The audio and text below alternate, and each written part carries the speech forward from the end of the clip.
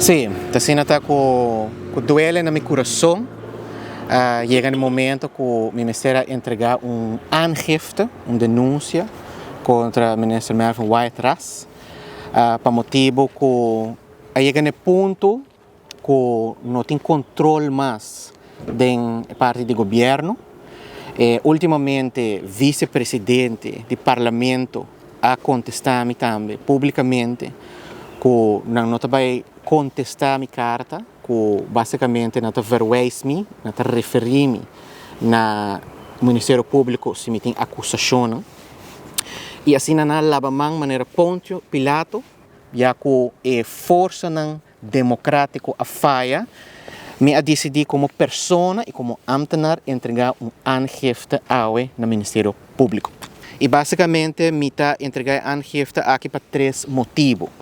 O primeiro motivo estava quando diz violação de ambtsgeheim, sei que como função de ministro, está a violação de lei aqui, que é crime.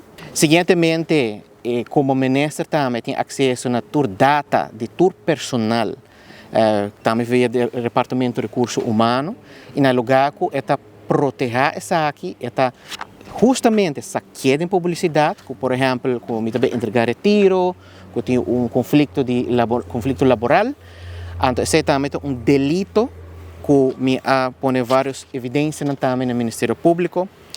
E por último, me indicar também no Ministério Público que tem assim chama misbruik van gezag, que é abuso de sua autoridade como ministro. Me aguardo categoricamente sacar fora do Departamento de Saúde Pública, me aguardo proibir para dentro qualquer edifício do Departamento de Saúde Pública, hasta sobre me nota trabalhar no departamento de, por exemplo, infecção, me nota trabalhar na hoofdkantoor, me nota trabalhar na abattoir, então para que eu tenho que proibir para dentro de todo lugar aqui. É nota lógico. Fora de isso, me não posso parar com colega na mais, me está completamente isolado.